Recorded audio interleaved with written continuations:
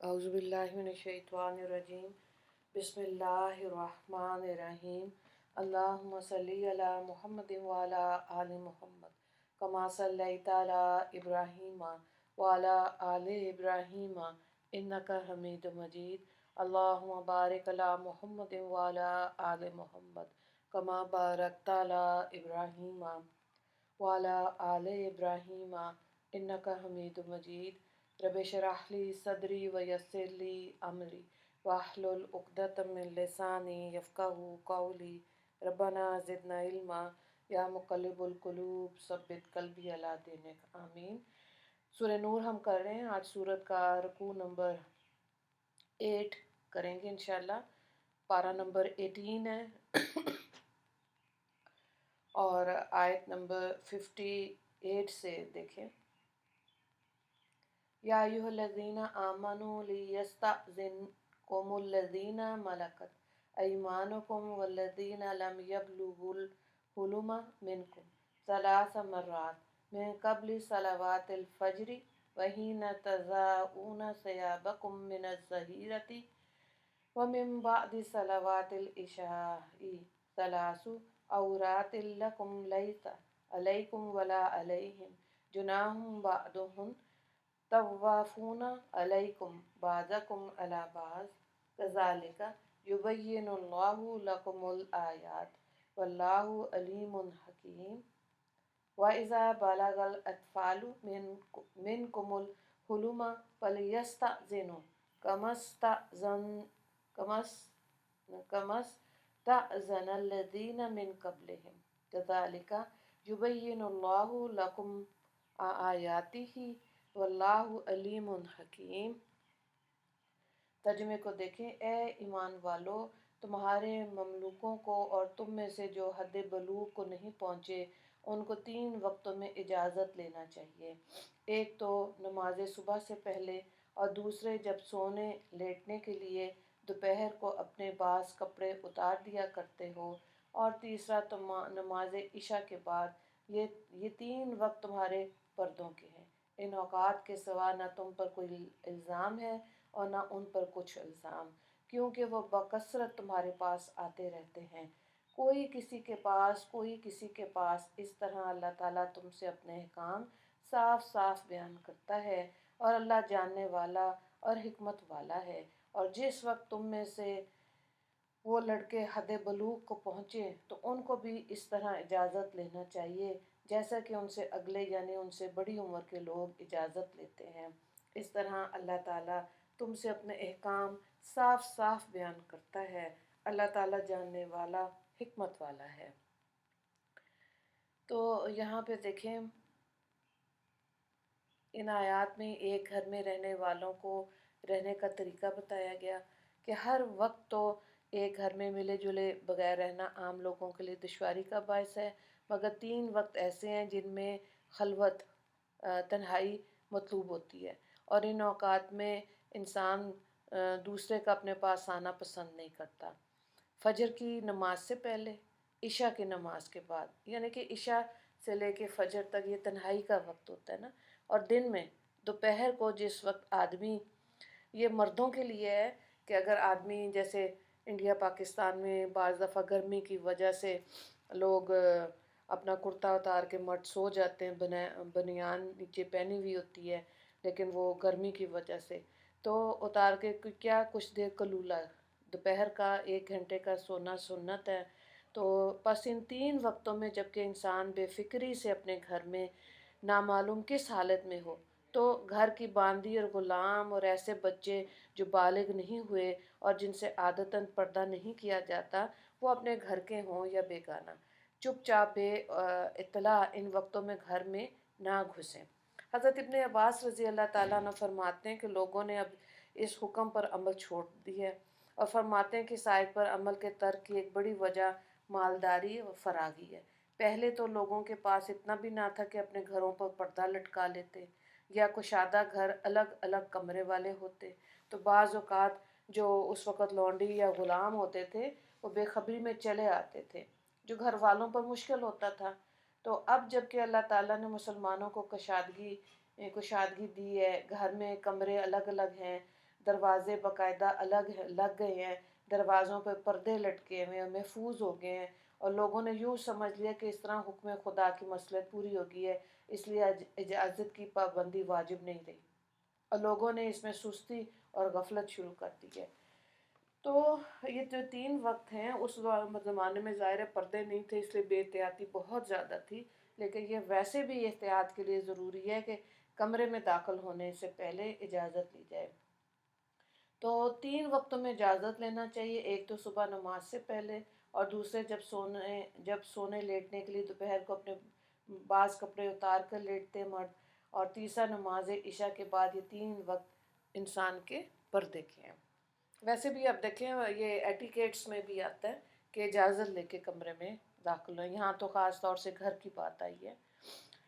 اگلی آیت کو دیکھیں، وَالْقَوَاعِدُ مِنَ النِّسَاءِ اللَّاتِي لَا يَرْجُونَ نِكَاحًا فَلَيْسَ عَلَيْهِنَّ جُنَاحٌ أَن يَضَعْنَ ثِيَابَهُنَّ غَيْرَ مُتَبَرِّجَاتٍ بِزِينَةٍ وَأَن يَسْتَعْفِفْنَ خَيْرٌ لَهُنَّ وَاللَّهُ سَمِيعٌ عَلِيمٌ۔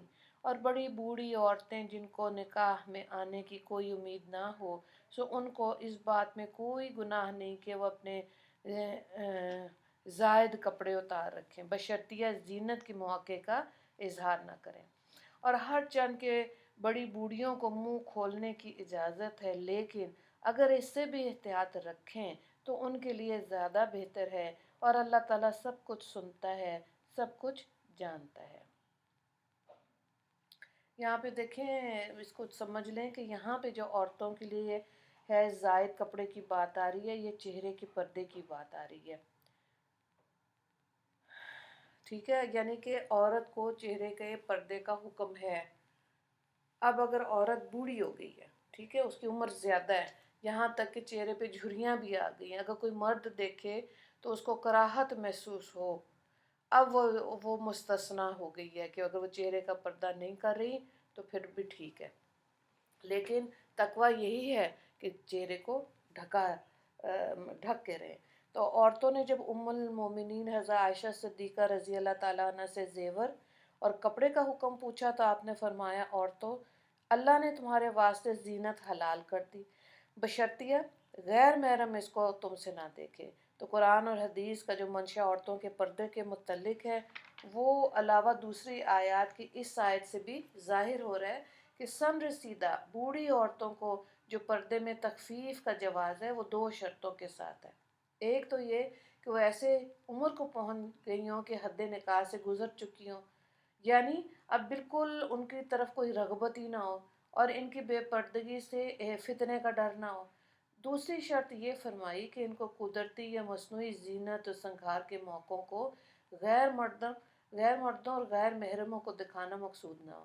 پھر ان 2 شرطوں کے ساتھ بھی فرمایا کہ حجاب کی جو پابندیاں بوڑھیوں پر واجب نہیں، بہتر ہے وہ بھی ان کے حق میں ہے۔ تو یہاں پہ خاص طور سے بوڑھی عورتوں کے لیے ہے، لیکن اصل حکم یہی ہے کہ عورت نے چہرے کا پردہ کرنا ہے، اور یہاں پہ مکس گیدرنگ ہوتی ہے، مرد ہوتے ہیں، وہاں پہ عورتیں بناؤ سنگھار کے ساتھ نہ جائیں۔ آج کے دور میں آپ دیکھیں کتنا زیادہ مہندیاں، شادیاں، مکس گیدرنگز اکٹھا ہو رہا ہے، تصویریں موبائل سے یا فوٹوگرافی یا پھر فلمیں بنائی جاتی ہیں شادیوں کی۔ تو دیکھیں یہ ساری چیزوں میں کیا انسان کرتا ہے اور دیکھتا ہے؟ گناہ، گناہ اور گناہ۔ اللہ نے جس چیز سے منع کیا تو ظاہر ہے اس کے اندر حکمت ہے، بہتری ہے، دل کی پاکیزگی ہے، اور اگر نہیں سمجھ آئے گا پھر عورتیں روتی ہیں کہ جی ہم تو نمازیں پڑھ رہے ہیں، دعائیں مانگ رہے ہیں، دعائیں قبول ہی نہیں ہو رہی۔ اصل میں پیچھے کیا کام کیا ہوتا ہے؟ اللہ کو ناراض کیا ہوتا ہے۔ جب اللہ نے حکم دے دیا کہ غیر مردوں میں بہت سے مرد ایسے ہیں جو ایمان والے ہیں اور جو شریف ہیں، پاکیزہ ہیں، وہ کیا کہتے ہیں کہ اس طرح کی بے پردگی سے مرد کے لیے بھی اپنا ایمان بچانا مشکل ہو جاتا ہے، تو یہ بھی غلط بات ہے۔ تو اس کا مطلب ہے کہ دعوت پہلے کون دے رہی؟ عورت نا۔ تو عورت کا زیب و زینت منع نہیں ہے، کر سکتی ہیں، لیکن خواتین میں کریں، ٹھیک ہے۔ اسی طرح سے پازیب پہنی جس میں سے آواز آئے، یا پھر ایسی جوتا ہیل پہننا جس میں سے ٹک ٹک کی آواز آئے، تو یہ ساری ادائیں ایسی عورتیں بعض دفعہ بنا لیتی ہیں جو مائل کرنے والی ہیں۔ تو مائل کرنے والی عورتوں کے لیے سنن نبی داؤد کی حدیث پاک ہے کہ بہت سخت گناہ ہے جہنم میں، ان عورتوں کو جہنم میں ایک غار میں ڈالا جائے گا، اور ان کے سر سے لے کے پاؤں تک ایک ایک مسام کے ساتھ بچھو لگایا جائے گا اور ان کو اس غار میں بند کر دیں گے، اور اللہ تعالیٰ فرمائیں گے کہ میں ایسی عورتوں کی شکل بھی نہیں دیکھنا چاہتا۔ تو یہ جو مائل کرنے والی ادائیں، بولنا بنا بنا کے، اور اپنے جسم سے، لباس سے، اپنے جو چیزیں پہنی ہوئی ہیں ان سے، زیورات یا جوتے، اسے مائل کرنے والا مزاج جو ایسی عورتوں کے لیے بہت سخت گناہ ہے۔ تو اسی لیے دین کو سمجھ لینا ضروری ہے۔ قرآن پاک ہمارا سلیبس ہے، اس کو پڑھنا، اس کو سمجھنا اور عمل کی توفیق اللہ سے مانگے اور کوشش کریں، کیونکہ اللہ تعالیٰ نے ہماری کوششیں دیکھنی ہیں۔ اگلی آیت کو دیکھیں۔ لیس علی العامى حرج ولا علی الأعرج حرج ولا علی المریض حرج ولا علی انفسکم ان تأکلوا من بیوتکم او بیوت آبائکم او بیوت امہاتکم او بیوت اخوانکم او بیوت اخواتکم او بیوت اعمامکم او بیوت اماتکم او بیوت اخوالکم او بیوت خالاتکم او ما ملکتم مفاتحہ او صدیقکم لیس علیکم جناح ان تأکلوا جمیعا او اشتاتا فإذا دخلتم بیوتا فسلموا على انفسکم تحیۃ من عند اللہ مبارکۃ طیبہ ذالک یبین اللہ لکم الآیات لعلکم تعقلون۔ نہ تو اندھے آدمی کے لیے کچھ مضائق ہے اور نہ لنگڑے آدمی کے لیے کچھ مضائق ہے اور نہ بیمار آدمی کے لیے کچھ مضائق ہے، اور نہ خود تمہارے لیے اس بات میں کہ تم اپنے گھروں سے کھانا کھا لیا کرو، یا اپنے والد کے گھروں سے، یا اپنی ماؤں کے گھروں سے، یا اپنے بھائیوں کے گھروں سے، یا اپنی بہنوں کے گھروں سے، اپنے چچاؤں کے گھروں سے، یا اپنی پھوپھیوں کے گھروں سے، یا اپنے ماموں کے گھروں سے، یا اپنی خالاؤں کے گھروں سے، یا ان گھروں سے جن کی کنجیاں تمہارے اختیار میں ہیں، یا اپنے دستور کے گھروں سے، اپنے دوستوں کے گھروں سے۔ تم پر کچھ گناہ نہیں کہ سب مل کر کھاؤ یا الگ الگ کھاؤ۔ پھر یہ بھی معلوم کر کے رکھو کہ جب تم اپنے گھروں میں جانے لگو تو اپنے لوگوں کو سلام کر لیا کرو، جو کہ دعا کے طور پر ہے، جو اللہ کی طرف سے مقرر ہے، برکت والی عمدہ چیز ہے۔ اسی طرح اللہ تعالیٰ تم سے اپنے احکام بیان فرماتا ہے تاکہ تم سمجھو اور عمل کرو۔ ایام جاہلیت میں عرب میں کھانے پینے کے متعلق مختلف دستور رائج تھے۔ بعض قبیلوں کی تہذیب یہ تھی کہ ہر ایک الگ الگ کھانا لے کر بیٹھے اور کھائے۔ وہ مل کر ایک ہی جگہ کھانا کھانا برا سمجھتے تھے، جیسے کہ ہندوستان میں ہندوؤں کے ہاں اب بھی الگ الگ کھانے کا دستور ہے۔ بعض قبیلے اس کے برعکس تنہا کھانے کو برا جانتے تھے، حتیٰ کہ اگر کوئی ساتھ کھانے والا نہ ملتا تو فاقہ کر لیتے تھے۔ چنانچہ اسلام نے اس کی روک تھام کے لیے 5ویں پارے سورہ نساء کی آیت یا ایھا الذین آمنوا لا تأکلوا اموالکم بینکم بالباطل، یعنی اے ایمان والو آپس میں ایک دوسرے کے مال ناحق و ناجائز طور پہ مت کھاؤ۔ نازل ہوئی تھی یہ آیت تو قرآن اور اسلامی تعلیمات نے صحابہ کرام رضی اللہ تعالیٰ عنہم کی ذہنیت میں ایک انقلاب عظیم پیدا کر دیا تھا۔ اسی وجہ سے وہ جائز ناجائز، حلال و حرام کے معاملے میں بہت ہی مبالغے کے ساتھ احتیاط فرمانے لگے، اور دوسروں کے ہاں جہاں یقینی طور پر ان کی رضامندی معلوم تھی، کھانے پینے سے پرہیز کرنے لگے۔ اس طرح ساتھ میں اندھوں، لنگڑوں، بیماروں اور معذوروں کو لے جانا تو بالکل ہی رک گیا تھا۔ پھر اندھے، لنگڑے اور بیمار کسی کے ساتھ ناخواندہ مہمان کی صورت میں جا کر اس کے کسی عزیز یا دوست کے گھر کھانا کھانے کو خلاف دیانت سمجھنے لگے۔ تو اس شدت احتیاط کو توڑنے اور اعتدال قائم کرنے نیز قدیم زمانے کے بعض اہل عرب کے دستور کی اصلاح کے لیے یہ آیت نازل ہوئی۔ تو یہاں یہ تعلیم دی گئی کہ ظاہر ہے مل کے بھی کھانا کھا سکتے ہیں، علیحدہ علیحدہ بھی کھا سکتے ہیں، لیکن ظاہر ہے اکٹھے کھانے میں بے حد برکت ہے۔ اور ایک جیسے عربوں کے ہاں آج بھی یہ رواج ہے، کوئی ایک بڑا سا یہ تھال سا ہوتا ہے، اسی طرح پٹھانوں میں بھی وہ اسی میں ڈالتے ہیں اور سب 5-6 لوگ ارد گرد بیٹھ جاتے ہیں، کھاتے ہیں، اس سے برکت ہوتی ہے۔ تو جو چیز فضیلت میں افضل ہے، جب عمل کے انسان کو توفیق ملتی ہے تو جو فضیلت والی چیز ہے اس کی طرف جانا چاہیے، تاکہ اس فضیلت کی برکتیں بھی انسان اپنی زندگی میں محسوس کرے۔ دوسری چیز جو آیت میں بتائی گئی وہ ہے گھروں میں جب بھی داخل ہوں، خواہ اپنے گھر میں ہوں یا غیر کا، تو سلام کرنا چاہیے۔ حضرت جابر رضی اللہ تعالیٰ عنہ فرماتے کہ جب تم گھروں میں جاؤ تو خدا کا سکھایا ہوا بابرکت سلام کہا کرو، میں نے اس کو آزمایا، اس میں سراسر برکت ہے۔ تو یہ یقیناً اس میں برکت ہے، کیونکہ دعا ہے نا یہ، اس لیے تو یہ احکامات مجالس اور معاشرت جو تعلیم دیے گئے ہیں، ان میں سوچنے اور سمجھنے کی ضرورت ہے۔ اس میں بہت سے فضائل اور برکات ہیں، جب ہم اس کو اپنائیں گے، مل کے کھانا کھائیں، گھروں میں داخل ہوں، سلام کریں۔ دیکھیں بیسکلی یہ دنیا میں ایٹیکیٹس ہیں جو کہ انسان اچھے معاشرے میں رہنے کے لیے سیکھتا ہے، اور جب عمل کر لیتا ہے تو ظاہر ہے اس کی برکتیں خود ہی وہ انڈیویجول محسوس کرتا ہے۔ تو اللہ تعالیٰ ہمیں قرآن کی تعلیمات پر عمل کرنے والا بنائے۔ اس رکوع میں 2 سوال ہیں۔ آیت نمبر 58، گھر میں پردے کے 3 اوقات کی وضاحت کریں۔ دوسرا سوال ہے زینت کی وضاحت کریں، آیت نمبر 60۔ دعا کر لیتے ہیں۔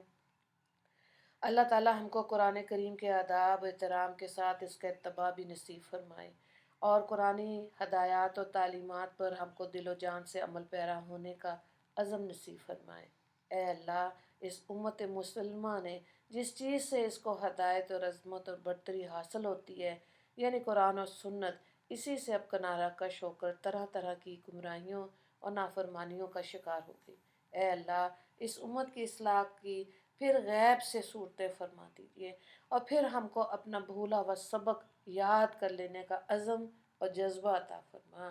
ہم کو قرآن کی تعلیمات تلاوت کے ساتھ اس کے احکام کا پابند فرما دیجیے، اور ہم کو اپنے نبی صلی اللہ علیہ وآلہ وسلم کی عظمت محبت کے ساتھ اس کا اتباع بھی نصیب فرما دیجیے۔ یا اللہ، میرے اللہ، آپ نے ہم کو قرآن اور اسلام جیسی نعمتوں سے نوازا، مگر ہم نے ان نعمتوں کا حق ادا نہیں کیا۔ اے اللہ، ہم نے قرآنی احکام کو خیر بات کہہ دیا، جو ظلم اپنی جانوں پہ کیا اس کو اپنی رحمت سے معاف فرما دے۔ اللہ ہمیں معاف کر دے، یا اللہ ہمیں معاف فرما، اور آئندہ کے لیے ہم کو قرآنی ہدایات کے موافق اپنی زندگی گزارنے کی توفیق عطا فرما۔ یا اللہ، قرآن پاک کے ہر چھوٹے بڑے حکم پر دل و جان سے عمل پیرا کرنے کا عزم ہمیں عطا فرما۔ اللہ، بے پردگی کی اس وقت جو عام وبا پھیلی ہے، میرے مالک، اس کے فتنے اور وبال سے ہم کو، ہماری بیٹیوں بہوؤں کو، آنے والی نسلوں کو، عورتوں کو محفوظ فرما دینا۔ میرے اللہ، آپ کے یہ قرآن احکام جو رئیس اور غریب اور چھوٹے بڑے سب کے لیے، ہمارے حکام اور صاحب اقتدار حکومت کے دلوں میں بھی اتار دیجیے۔ اللہ، اس ملک میں قرآن احکام کے نفاذ کی صورتیں پیدا فرما دیجیے۔ میرے مالک، جو بے دینی کے فتنے وبا کی طرح اس ملک اور امت مسلمہ میں پھیل گئے ہیں، ان کے مٹنے اور ختم ہو جانے کی صورتیں غیب سے ظاہر فرما۔ آمین یا رب العالمین۔ وآخر دعوانا ان الحمد للہ رب العالمین۔ اللہم اغفر لی مسلمین والمسلمات والمؤمنین والمؤمنات۔ السلام علیکم ورحمۃ اللہ وبرکاتہ۔